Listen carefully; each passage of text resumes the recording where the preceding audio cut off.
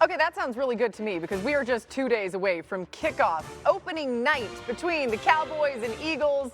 The NFL will be here before you know it. We welcome you into NFL Live, and time for more on this matchup. We're going to go right to our Cowboys reporter, Todd Archer. Todd, what are you hearing about the challenges this Eagles defense will present to Dak Prescott and the offense on Thursday night?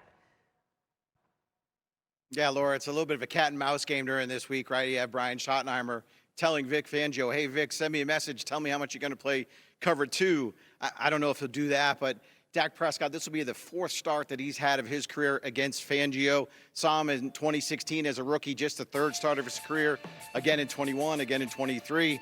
And he's got 5 touchdown passes and 1 interception in those games, but he has just a 1-2 record. And remember, he didn't play against the Eagles last year because of that hamstring tear that required surgery. But he said the Eagles defense, not very complicated. They keep it simple. Brian Schottenheimer said they're an elite team when it comes to pre-snap communication.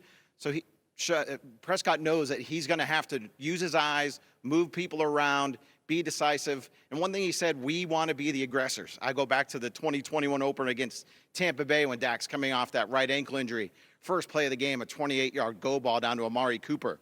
Cowboys have CeeDee Lamb. They have George Pickens. We know they want to show them off. They just better have some answers for that Fangio pass rush. Yeah, I love it. That's a good reminder, Todd, and maybe a way to think about something other than Micah Parsons, so we appreciate you. Of course, the biggest story out of Dallas is still the trade of Micah Parsons to the Packers. I love it. Quarterback Dak Prescott and CeeDee Lamb spoke on the trade for the first time on Monday. I can't say I was completely surprised, but I definitely didn't think he was going to get traded. I'll say that. But just with the way that their negotiations went down, obviously, to some extent, I mean, hell, y'all were asking me questions. It seemed like it got personal in their hands. So, that's why I wasn't surprised. I wouldn't say it was easy for us to move on, nor would I say it's hard. It's just, it sucks. You know what I'm saying? It's just like a repetitive thought. As Michael being drafted here, I would have loved for him to finish his career with a star on his helmet, but obviously that wasn't the case. But, yeah, man, that sucked. All right, well, welcome to NFL Live. You see Marcus Spears, Mina Kimes, Dan Orlovsky. We got the OG band back together. That means the season is almost here. Swag, let's look ahead to Thursday's game against Philly. What is the biggest question surrounding that Cowboys defense now that they're without Parsons? Well, I know one damn question they better not have is that stopping the run. And they come out the gate with one of the most difficult teams to try to show your new piece against in bringing in Kenny Clark. Listen, this is going to be a challenge. Even when you're good against the run, the Philadelphia Eagles had success against multiple teams last year. But the question is going to, and everybody's going to be paying attention to what are you going to do on third down situations? Are you going to be able to generate pass rush? Are you going to affect the quarterback? Can you find somebody to run down Jalen Hurts when he starts to take off in the pocket?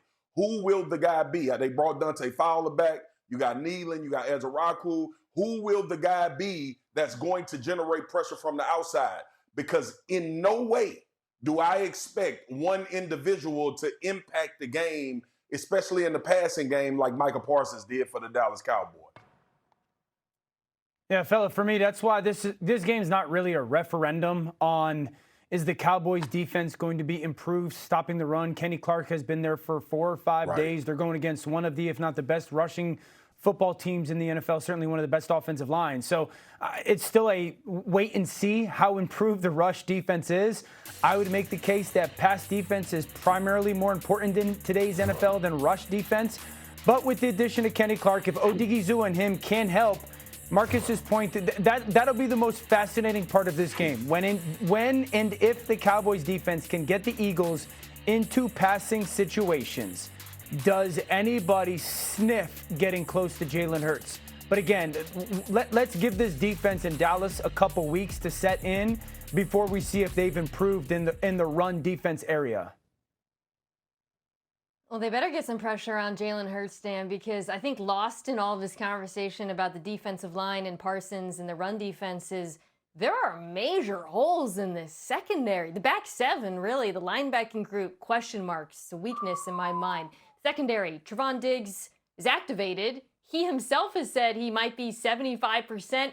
A.J. Brown, not the player you want to be 75% against if he's out there. Deron Bland, I don't know if they play him at the nickel in this one because of Devontae Smith, but then if you do that, you open up another glaring weakness at cornerback too. We know the math problem that this Eagles offense presents for defenses. If you stack the box against the run, you play man coverage, they'll punish you through the air.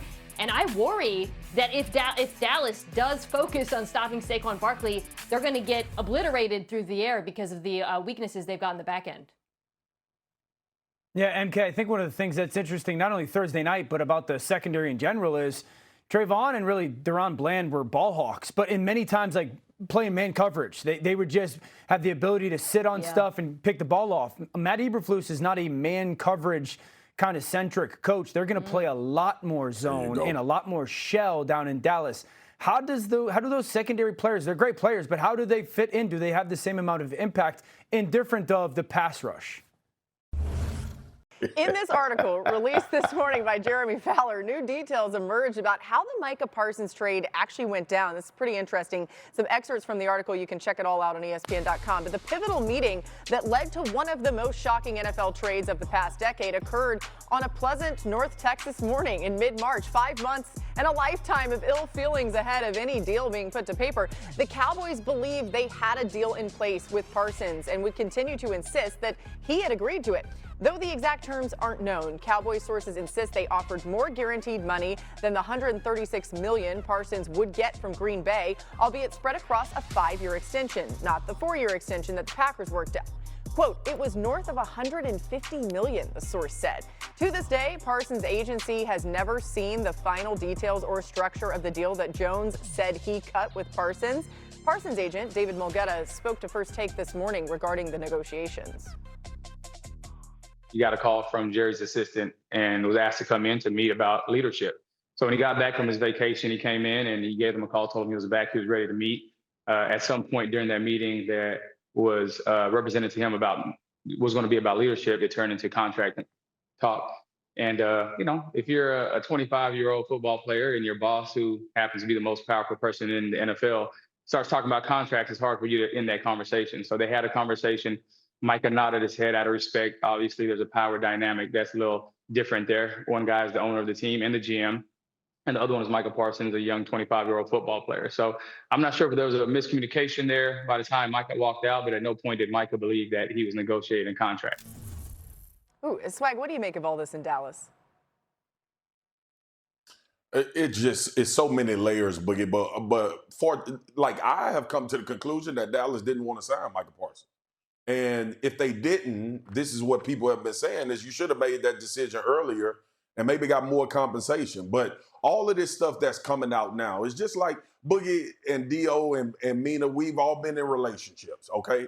The lady looks phenomenal and she cooks phenomenal. She does great things when you're in a relationship. The man look good. He smell good. He the best boyfriend ever. And then when you break up, ain't none of them worth crap. And somebody lying, right? That's always the case. So again, you think about all of the layers that have come across with this story. The bottom line is one of the best pass rushers in the NFL in their prime didn't get a contract extension from a team that he was the face of defensively. Ended up on a team in the NFC that you potentially have to meet in the playoffs if Dallas gets there. I expect Green Bay to get there. And now you had this whole thing with Jerry and David Mulgeta and not having conversations, talk to my agent, all of the bad blood and the personal stuff. But if you didn't really have a plan to sign Micah Parsons and you kind of just belabored this thing to try to figure out what the narrative would be when it was all said and done, you played yourself, Dallas. You either should have got it done earlier, got the contract done earlier at a cheaper rate like Mulgeta alluded to a year ago, or you make the trade and you get more for Micah Parsons when more teams probably would have been involved in pitching their tent to try to get him into their organization. In turn, you end up with this situation where we're 5 days out from the start of the season. You playing the Philadelphia Eagles in the first game of the season, and nobody's going to think about anything other than your young premier defensive player did not show up. I just hope Philly don't put a 40 burger on us. Okay, well, listen, that's like, yeah, they should have put a ring on it. Micah being the person they should have put the ring on, and then in a relationship analogy, if we're going to continue that on, you know how it go. I know. So then the worst thing is then when the person that you didn't put the ring on, then they go and have a great performance on the other team, which Dallas is now potentially going to be in that situation. So let's turn our attention to that other team. What the Packers got here, present day. Micah Parsons is now a Packer. Still wild to see him out there. I mean, look at him out there in a different uniform. Sure enough, he's practicing. He's getting ready to go. There he is with Green Bay. Now, Sunday, they open the season against the Lions with their new defensive start. Mina, how do you see the Packers working Micah into their defense week 1? And Jeff Ashley must have woke up the happiest man on earth. That man cannot believe his luck. So Micah Parsons, there's many things that make him an amazing pass rusher. His speed is the first thing. He's got a great set of moves, but his alignment versatility is something that jumps out to me here.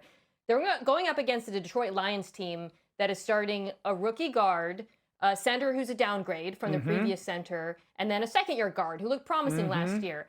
If I'm Hafley, I'm lining up Parsons on the inside. Not obviously, the bulk of his snaps, but you're definitely trying it because when he has done that, he has been devastating. And then suddenly he's getting doubled, tripled. That's opening opportunities for Rashawn Gary that he's going to have all season long, quite frankly. Lucas Van Ness, Edgerrin Cooper, who I think might be one of the best young blitzing linebackers in football, is going to have opportunities, unblocked pressures. So I wouldn't be surprised if we see some of that versatility from Micah early on, especially given the matchup against Detroit and the inexperience they've got on the interior of their offensive line.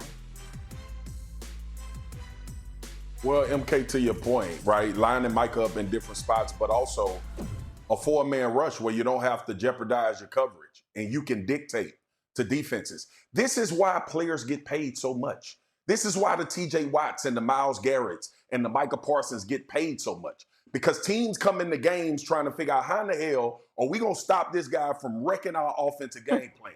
And now you send him over to Green Bay where you have a defensive coordinator that showed vast improvement on this defense. Also, you got a lot of speed in which Mina alluded to. You start to play with that. You start to dictate. Dan and Mina and you, Boogie, have heard me say this all the time. The best defenses have the opportunity throughout games to dictate what they want the offense to do. And when you sign a guy like this that's opposite of Rashawn Gary, your defensive coordinator can be in a position to force the action as opposed to sit back and wait and catch. And a 4-man rush in the NFL is as premium as, guess what? Stopping the run.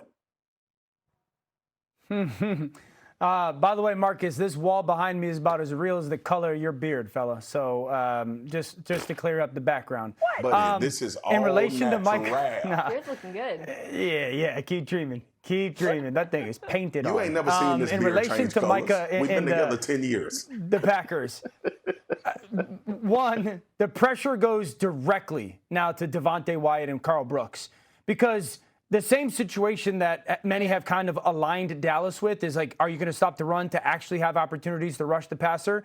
The Packers weren't great at that last year, and so those two interior players are going to have to step up, and I want to see some of the other young pieces. I think the second thing, MK Marcus, you know this, is when Micah was moved around in Dallas, it was often in man coverage situations, and it was an overload type. They were trying to bring more numbers than you could really handle. Hafley, one of his evolutions from the time really in San Francisco to last year was they started using a ton of simulated pressures in Green Bay. I want to see if they have simulated packages utilized for Micah already. If they are able to plug Micah in some of those simulated pressures where he bluffs and moves around and there's pick games inside. Because if they have that already, then this secondary that everyone's concerned about will play much, much better than people expect. I keep thinking about the Lions. They've had all the change in the offseason. They're preparing for the Packers, and they're like, oh, man, now we got to prepare for Micah Parsons. We weren't planning on that. Yeah.